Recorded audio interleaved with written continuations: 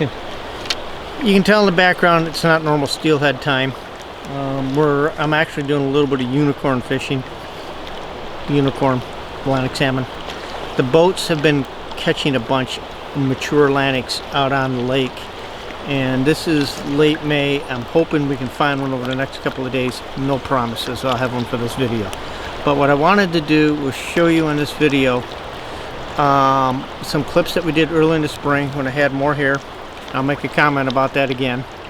I got sheared. And now.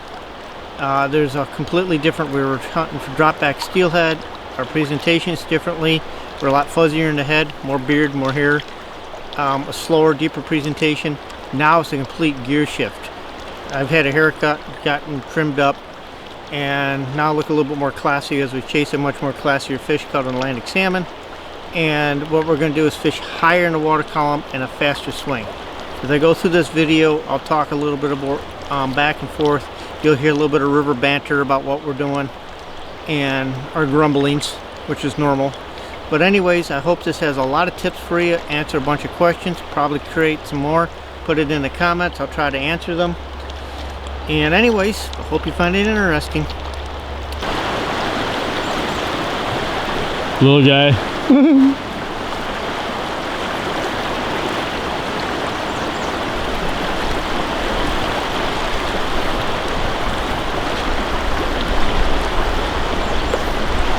Still not fine bottom.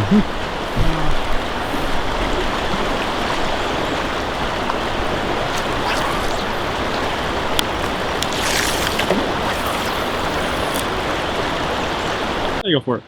Alright, quick fishing update. I just made a pass through here and I was set up with a Game Changers 3 for a driver head of my Skagit, and I was running T11 about 10 feet and really thought I was doing okay, but I didn't hit any big fish, a couple juveniles, and really didn't find bottom a lot, which normally this time of year is not a big concern. However, there is probably 1,200, 1,300 CFS of between gate release or dam release and runoff coming through here. So since these loop systems that we use, I'm going to be taking off the T11, putting on some T14 and trying this pass. So all I have to do is loop it. Now what I do run is both of these tips are 10 foot. I did find 10 foot works good on this river. And of course it's a loop-to-loop system, which keeps it simple. The other thing is I use the real Mo tips, not because they're sponsored or anything like that, because one, everybody has them, everybody carries them, they're readily available, they're really good quality, they're color coded, and I picked Rio because they stay with that company more because I want to stay with one company, because if I go with Cyangler or Airflow, whatever, OPS, their tips all are a little bit different.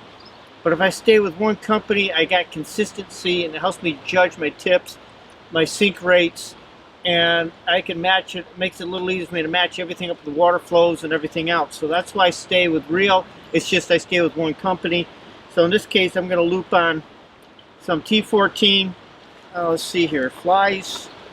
I did run through a Steely Crack, which is this critter, and I'm just going to swap it out with an olive woolly bugger with a little bit of bling.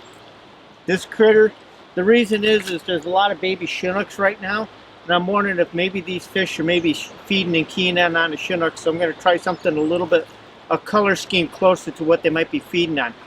Normally I think with this brown and copper thing, they're feeding on crayfish, and it looks like a little bit of everything, where this would be a little bit more Pacific oriented, even though it might be crayfishy. I just want to see if that makes a difference. Probably does, and it's probably just a good presentation in front of the right fish is all we need to do. But anyways, I'm going to switch up with a tip, see what we can do. Rick's going to make a run. He's already made his switch. So let's see what he can do. Fall down the cliff, throw your fly line, it'll save your life? Yep, guaranteed. Fly lines are designed to tangle on everything. Falling off a cliff, take your fly line out of your pocket, throw it towards the cliff, it'll tangle on the side of the cliff and save your life. Unless you're ourselves, then we'll probably get the one line that hates us. It doesn't tangle. Yep. They'll say, oh, I'm gonna lay out straight. That's what they want. No.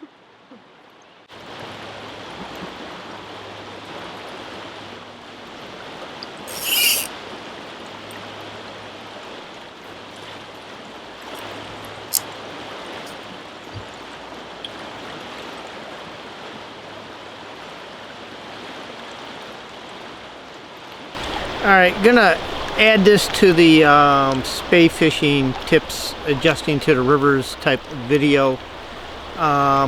In the first half of this we talked about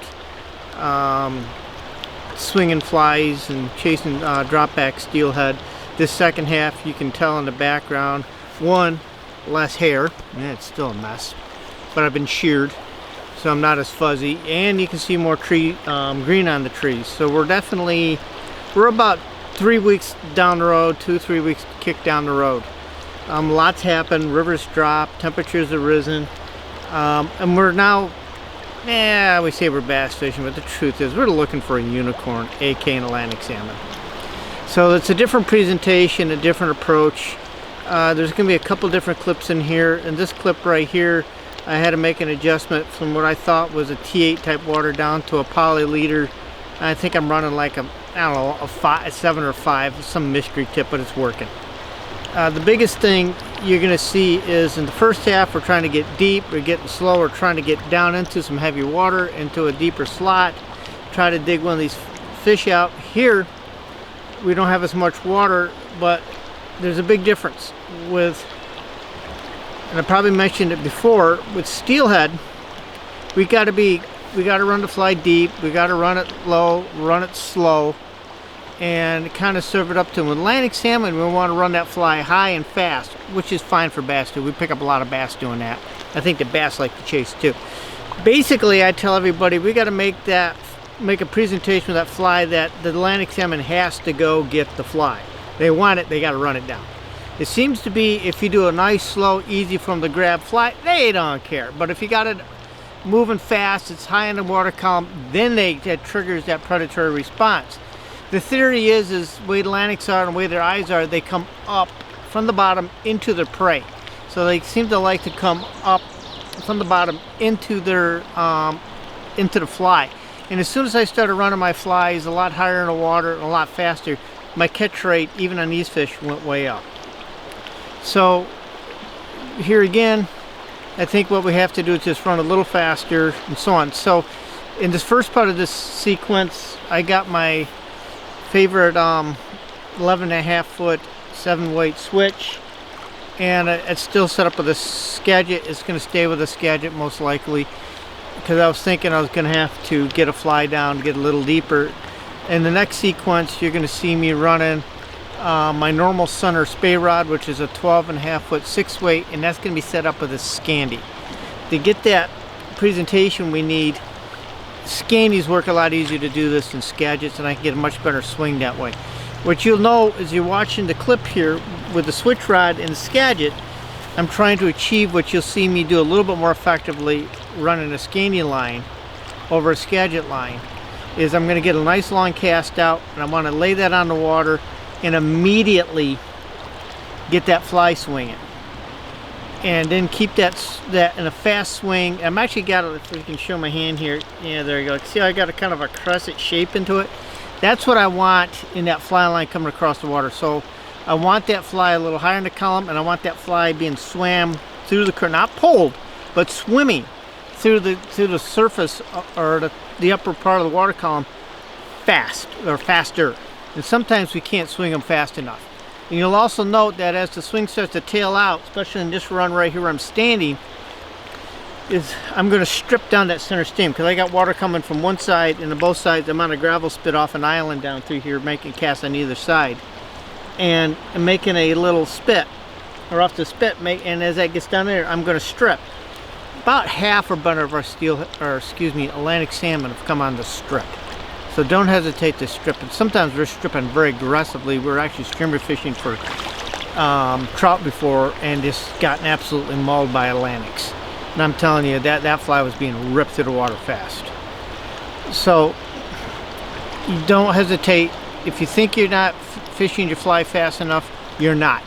If you think you're fishing your fly too slow, you probably, or if you think you're going too fast, you're not, speed it up. So when in doubt on the swing, always go for speed, but be careful that you don't get a big dog leg in your line and the fly's being pulled to the water. You want it swimming through the water. You want to maintain that crescent there, and then what I do, as soon as that swing starts to slow down, I'll start stripping. So that's the presentation, pretty much using vice versa of what I do for steelhead.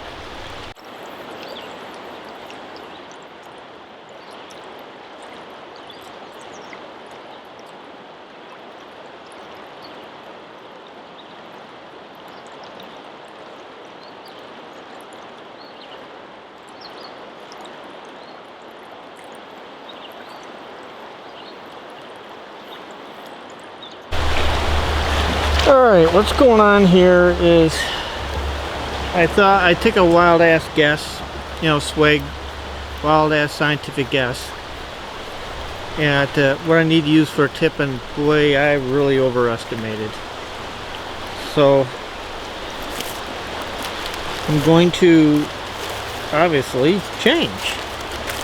And don't ask me what I'm going to. I got a nice, beautiful potluck, I don't know what the heck it is, a couple of tips here. That's going to take me a minute or two to somewhat, I don't know if there's one or two in here, it's a mess. Now there's two in here. And somewhat untangle these puppies. Pick one. I think I already made the decision here on which one I'm going to run. I think this one, I'm going to hang on to the camera here, is a lot heavier than this one, and I want to be just a little lighter. I think one is probably somewhere around a 7. This thing I think is a 3. Wait, no, I think that's a 3. This is a 7. But anyways, I want to be a little, 3 is just going to be 2. Whoopsie daisy. There we go. Yeah, the camera got fooled by the tip sitting in front of it. I think a 3 is just going to be way, way too slow. And for this water flow, because usually I use a 3 when I'm fishing 185 water, and it works perfect. A 3-second, that is. And I think a 7-second will work better here, because we're dealing with a 335 release. And I'm hoping that I guessed right, because I'm always second guessing my guesses, and I'm already second guessing. But even if I'm wrong and it's a 3-second, I think I'll be alright, because if it's bass, they'll move through the fly, no big deal. And chances are what we're going to be catching in here, I'm looking for a bass, and I'm looking for a unicorn. Those of you that don't know what a unicorn is, that's called an Atlantic salmon. Possible, not too probable, but possible. Trying to find some tippet here. Cheapers. Always on the bottom of the bag, never on the top.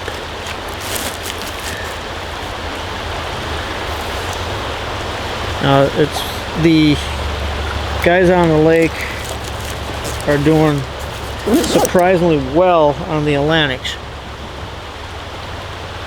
What I'm really hoping for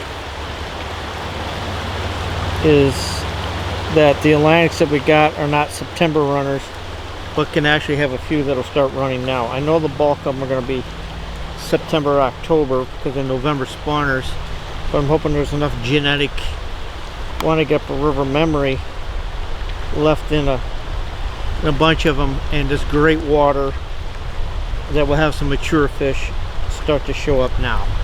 Because in the past, we've done well on Atlantics right now when we've had them. Note the word when we've had them. So we'll have to see. My God, I haven't used this bag in a couple of days because I've been trout fishing. Yeah. Oh well.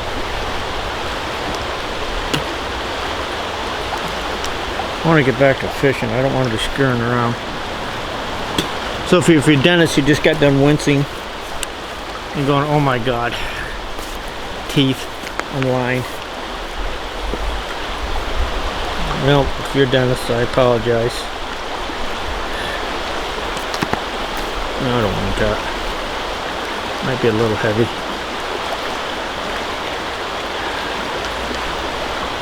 There we go. Here's one tied with a bead. A little bit of weight, but not too much.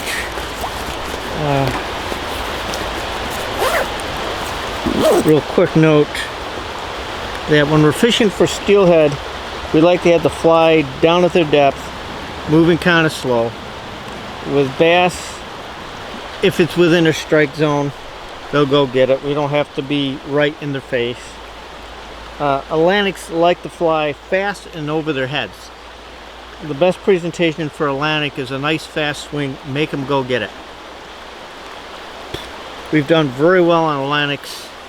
Put this tip away. On the strip.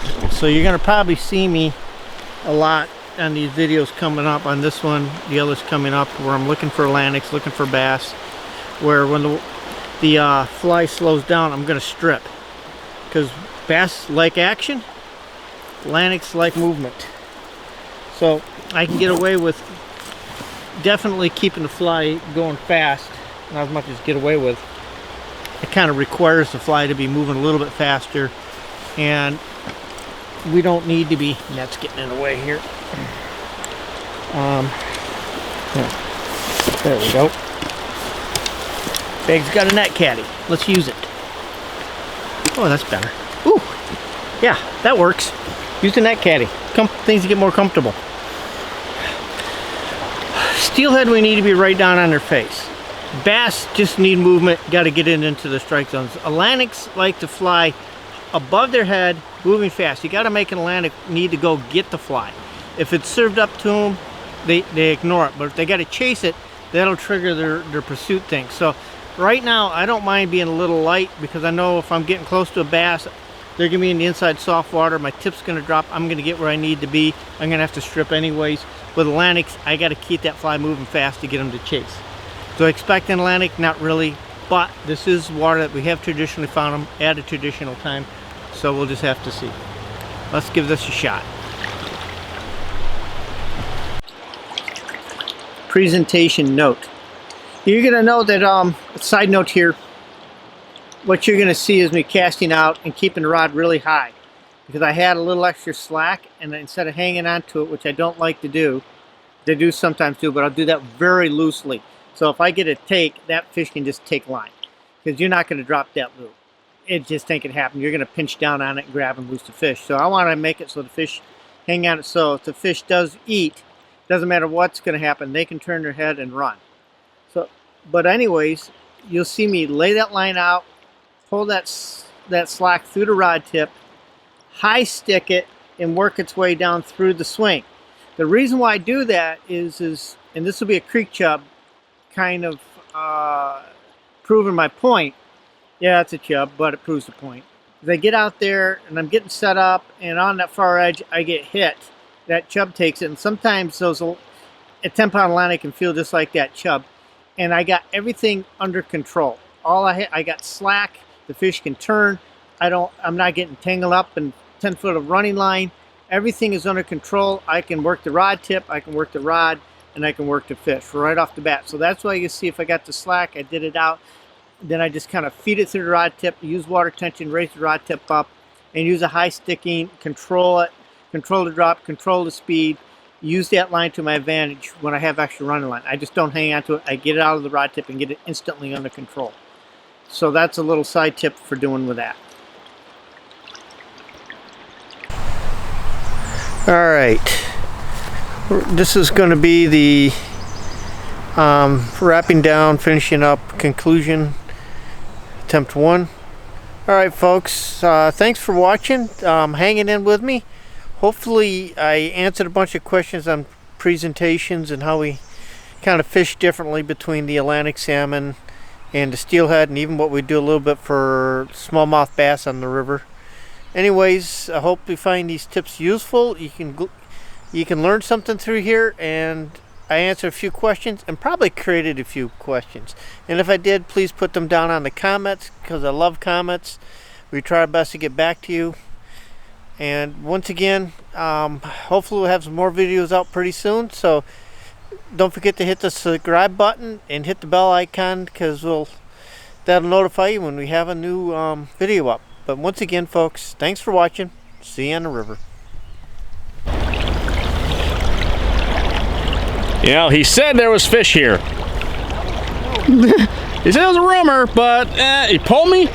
Tell you, he pulls me away from the fly tying bench, promised me a fish, promised me we'd find some fish. Ouch, you, but the fish didn't know about it.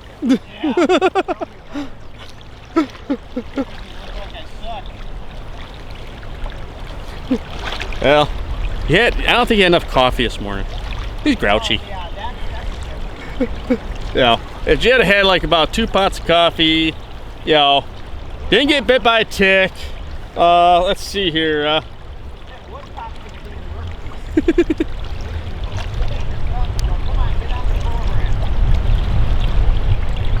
He's grouchy. He doesn't have enough coffee. Forewarn all future clients: make sure he has coffee. A lot. This is Jay at JPEG Guides and Lost River Fishing. We are a year-round fly fishing catch and release guide service. We fish the Lake Ontario tributaries, and then during the spring and the summer we also fish the inland trout streams, classic dry fly fishing. During the heat of the summer we will do the warm water fishing for bass and pike. If you're interested in any of our outings or have any questions, please feel free to email us at fish@lostriversfishing.com. Hope to hear from you, and if you have any questions, feel free to contact us.